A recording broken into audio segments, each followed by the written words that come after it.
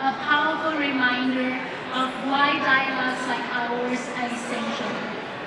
Tout ce voix qui parle de communauté de résilience. C'est la condition parfaite pour notre événement suivant. This is the perfect segue into our next event, the panel discussion. The topic today is juicy and a mouthful. Core. Culture optimizes resilient economy. A fancy way of saying basically our diversity is a cash money superpower. But first, every great discussion needs a skilled guide. It's now my pleasure to introduce our panel moderator. He is a community powerhouse, a multilingual connector, and all-around awesome person. Connecté né, il a un don pour voir le potentiel des gens et les valoriser. In his spare time, he enjoys running, swimming, Latin music, outdoors, and lucky for us, moderating multicultural events right here in the National Capital Region. Alors, je vous présente votre animateur pour cette discussion cruciale, le très dynamique Javier Lavillon. Dear friends, please give it up for your moderator for today's panel discussion. Javier, come up here and run the show.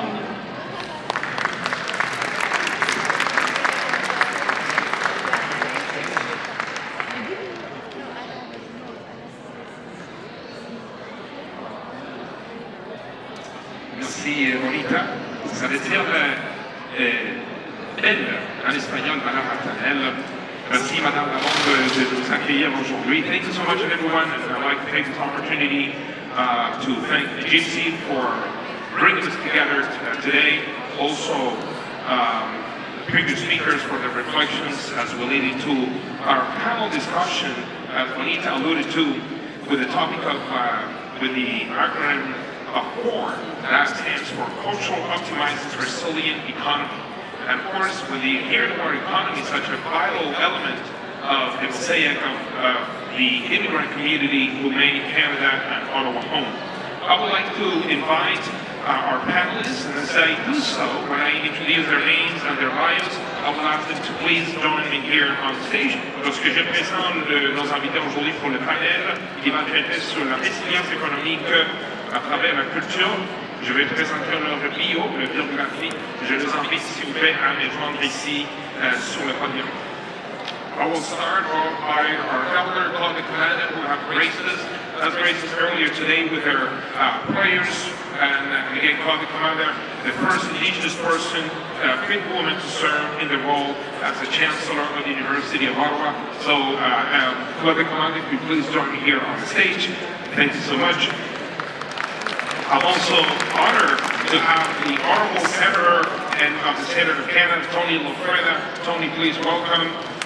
Chairman of the World Bank and International Monetary Fund Parliamentary Network, also Deputy Chair of the Standing Senate Committee on Audit and Oversight, and also a former Executive Vice Chairman at RBC. So we have a lot of our guests today with a rich banking experience. Also from his opening remarks, I'd like to welcome back here on the podium Councillor Watson Kin, also who serves at the City of Ottawa, and also brings, he was an entrepreneur and a communications professional with more than 20 years in private sector experience, primarily in the high technology market and research. Also, bringing the perspective of the educational sector, I'd like to welcome Pino Buffone, Director of Education at the Upper Carleton District School Board, Doctor in Education, Pino Buffone, an educator by professions for the past over 30 years, and now has served as the Director of Education at the Upper Carleton District School Board since 2023. There's a lot more to say to our guests, for the interest of time, and I will keep their bios short. Also moving on, she was obviously Messi Messeret, Jesus Messi Messeret, please join us here, Chief Executive Officer of the Canadian Center for Women's Empowerment, the serial social entrepreneur, not-for-profit leader, a sustainable social impact consultant. She was recently in the news as well with a major Government of Canada announcement.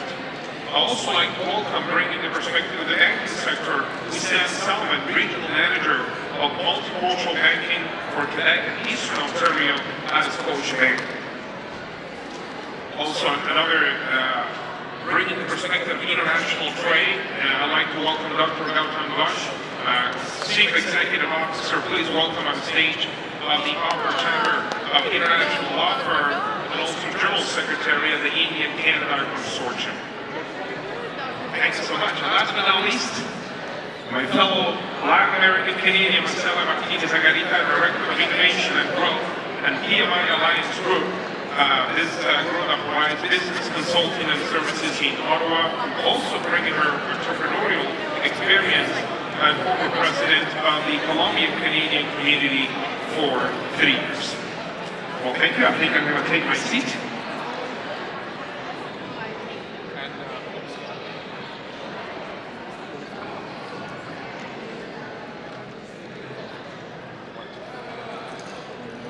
Do they work? Thank you, Elder.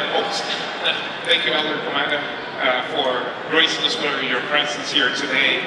I had a question that I prepared for your fellow Kitigan Zibi, Elder Verna McGregor, and I know she played an instrumental role in developing the maple syrup social enterprise in Kitigan Zibi Reserve. I want to bring on the topic of cultural economic resilience. I know she fought a lot also for Indigenous rights to access to capital. What are, knowing the community so well, what are those efforts currently today, especially access to capital, development or support for developed social enterprises, so that Indigenous peoples find that economic opportunities at home?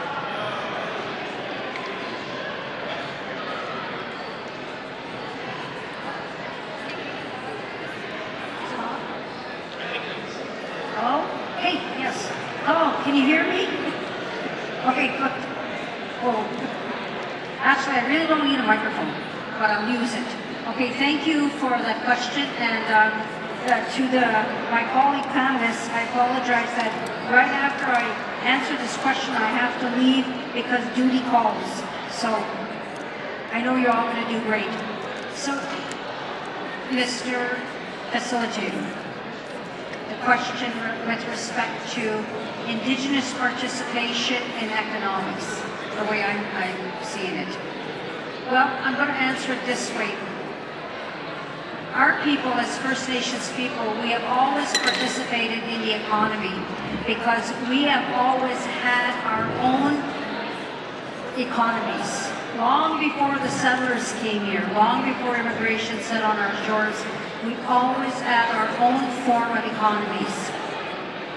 We didn't have currency in terms of money, but we had a very, very structured, sophisticated barter system. As a matter of fact, for those of you who are here, the city of Ottawa, the name Ottawa, it really is an Algonquin word, and it means to trade. Odawa, to trade. It was a hub of trade, whereby we as Algonquin people, we traded amongst one another, but importantly, we traded with other First Nations that we invited in to our territory. The trade of goods was so important because that was our currency, the trade of goods. When the Canadian government imposed laws on our people to take us off our lands and put us on reserves, we no longer had the right to our land, to our resources, nor did we have the right to continue to practice our well-structured and sophisticated systems that were here since time immemorial. So we're talking about economy. As I said, we had a very strong economic system, very sophisticated. However, we continued to practice those ways within our community.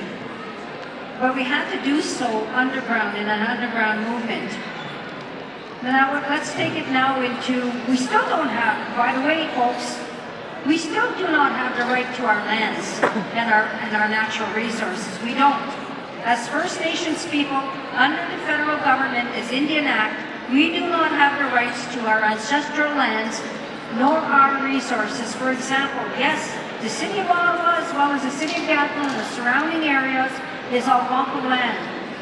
But it's considered off reserve, and we do not have the right to the resources or the economic gains that the City of Ottawa, the City of Gatineau, or any other place that's on our territories. We don't generate revenue from that at all whatsoever. We're not even at the table, which is wrong, because if we're in a day of age of truth and reconciliation, we need to be at those tables.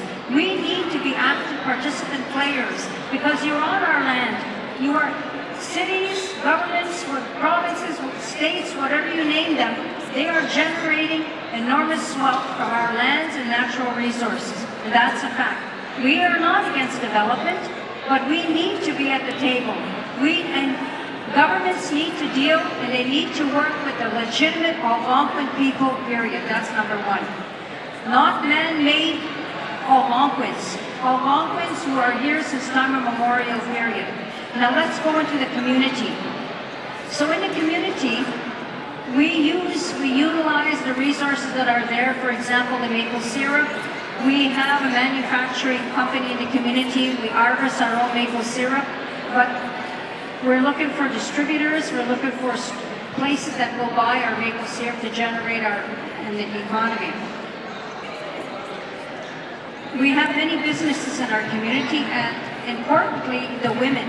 The women always had a role in the economic basis of our nations and our communities. And even here on the outside, because yes, many of our people live off the reserve, we live in urban areas, and we are also business people.